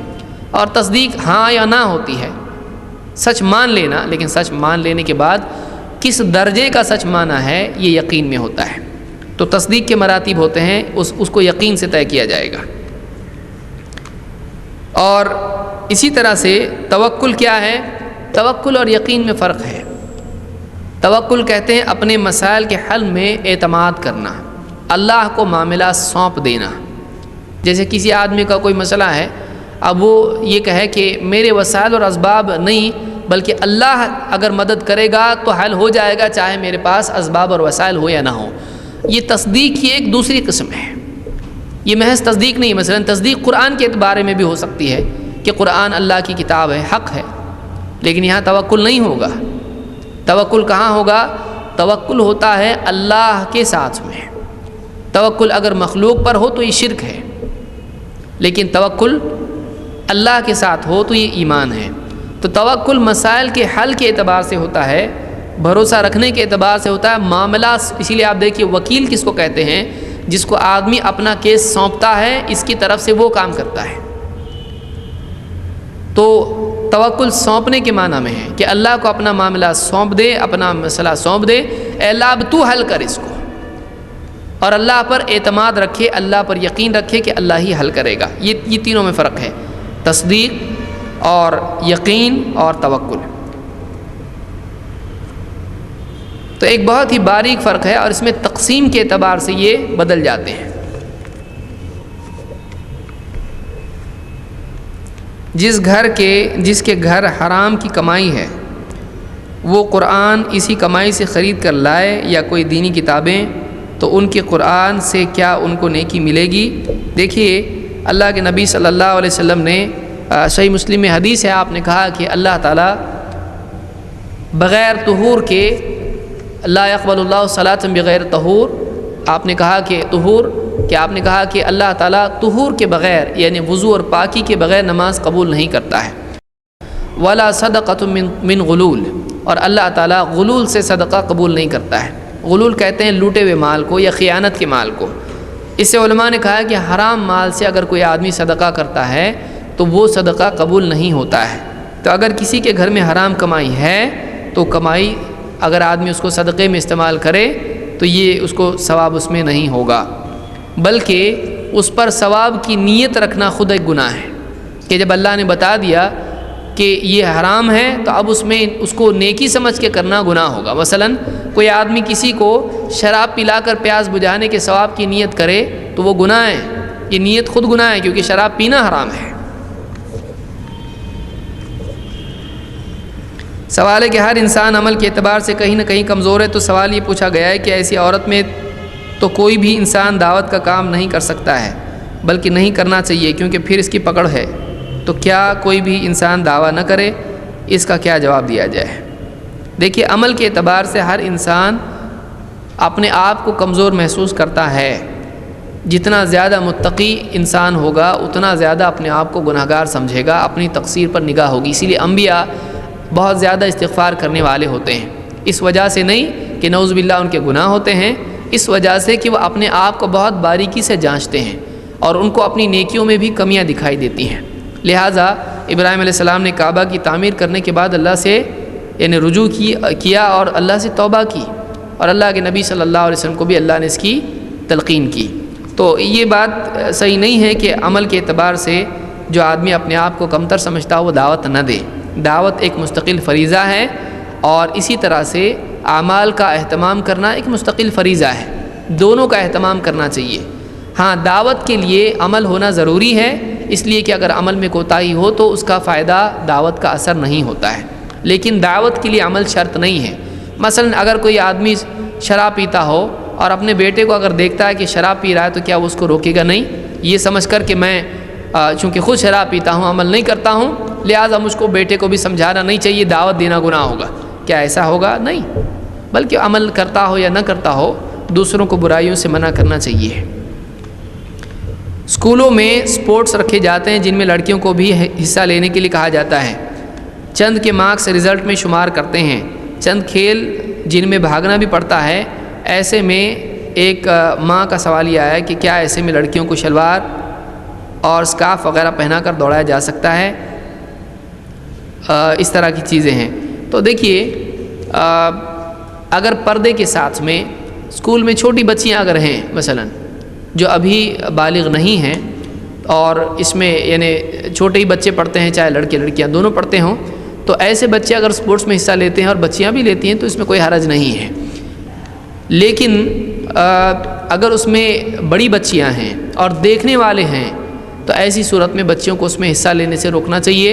اگر اس کے مارکس کٹتے ہیں تو کٹیں، اور دوسرے سبجیکٹس میں اچھے مارکس لینے کی ان کو تلقین کریں۔ اور دوڑ لگانا زیادہ عمر میں یہ برا نہیں ہے، لیکن ایسے وقت میں دیکھنے والے نہیں ہونا چاہیے۔ آپ دیکھیں ایک روایت میں، اس مسند احمد وغیرہ میں ایک روایت موجود ہے کہ اللہ کے نبی صلی اللہ علیہ وسلم ایک سفر میں تھے اور آپ نے لوگوں سے کہا کہ تم آگے بڑھ جاؤ، تو سفر میں جو ساتھ والے تھے ان کو آگے بھیج دیا، اور حضرت عائشہ رضی اللہ تعالیٰ سے کہا کہ چلو دوڑ لگائیں گے۔ تو اس سے معلوم ہوا کہ دوڑ لگانا فی نفسی ہی غلط نہیں ہے، اور بعد کی عمر میں بھی انہوں نے دوڑ لگائی تو یہ غلط نہیں ہے، لیکن دیکھنے والے اس وقت میں نہیں ہونا چاہیے۔ اسی طرح سے ایک سوال ہے کہ اگر سفر 4 سے 5 گھنٹوں کا ہو اور اس بیچ 2 وقت کی نمازیں ضائع ہو رہی ہوں تو کیا کرنا چاہیے؟ دیکھیے، سفر اگر اتنا لمبا ہے کہ جس میں قصر لازم ہو جاتی ہے تو ایسی صورت میں محققین کی یہ تحقیق ہے، ابن عباس وغیرہ کی روایت اور بہت ساری روایت اس سلسلے میں ہیں، تو اس سے معلوم ہوتا ہے، اور عام طور سے احناف کے سوا عام طور سے تمام محدثین اس کے قائل ہیں کہ ظہر اور عصر اور اسی طرح سے مغرب اور عشاء دونوں کو جمع کیا جا سکتا ہے، اور قصر کی جائے گی، 2 رکعتیں پڑھی جائیں گی ظہر اور عصر کی، اور 3 اور 2 پڑھی جائے گی مغرب اور عشاء کی۔ تو اگر یہ قصر کا سفر ہے تو چاہے 1 گھنٹے کا ہو، جیسے فلائٹ ہے تو جمع کیا جا سکتا ہے اور قصر بھی کی جائے گی۔ لیکن اگر اپنے ہی علاقے میں سفر، جیسے بمبئی ہے اور بہت کم فاصلے پر بھی ٹریفک کی وجہ سے بہت زیادہ وقت وہاں لگتا ہے، تو اگر ایسا معاملہ ہوتا ہے اور کسی کو ڈر ہے کہ نماز ضائع ہو جائے گی اور یقینی یعنی ڈر ہے، تو ایسی صورت میں وہ حضر میں بھی جمع کر سکتے ہیں، مجبوری کی صورت میں تو ایسا کیا جا سکتا ہے۔ مسلم وغیرہ میں ابن عباس کی روایت اس سلسلے میں آئی ہے کہ مجبوری کے وقت میں ایک آدمی حضر میں جمع کر سکتا ہے، جیسے کوئی ڈاکٹر ہو مثلا اور کئی گھنٹوں کا اس کا علاج یعنی آپریشن ہے، اور اس کی مغرب کے شام کے وقت میں آپریشن ہے اور دوسرا کوئی وقت اس کا ہے نہیں، تو اگر مغرب ضائع ہونے کا ڈر ہو تو وہ عشاء کے ساتھ مغرب پڑھ سکتا ہے، تو ایسی صورت میں آدمی جمع کر سکتا ہے۔ سوال ہے کہ نماز منزل پر پہنچ کر پڑھنا چاہیے یا سواری میں بیٹھے ہی نماز پڑھنا چاہیے؟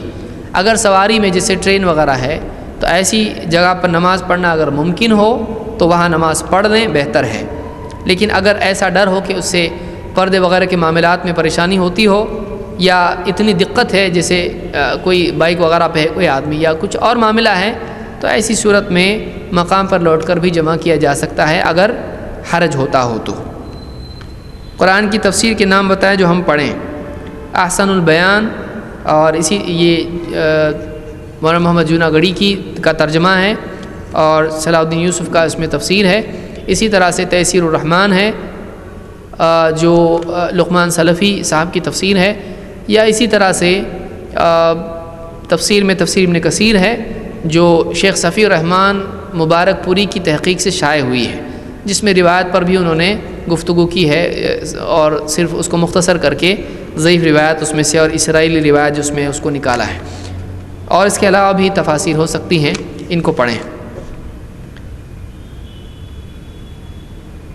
تو یہ کچھ سوالات تھے جو اس سلسلے میں تھے۔ اللہ تعالیٰ قرآن کریم کا علم حاصل کرنے، اس کے حقوق کو ادا کرنے کی ہم کو توفیق عطا فرمائیں، اس پر عمل کرنے کی توفیق عطا فرمائیں، اور اس کی دعوت قرآن و سنت کی روشنی میں دعوت دینے اور قرآن و سنت کی روشنی میں عمل کرنے والا ہم کو بنائیں۔ اقول قولی ھذا واستغفر اللہ لی ولکم۔ مزید جو بچی ہوئی چیزیں ہیں انشاءاللہ اگلے درس میں ہم دیکھیں گے۔ سبحان اللہ۔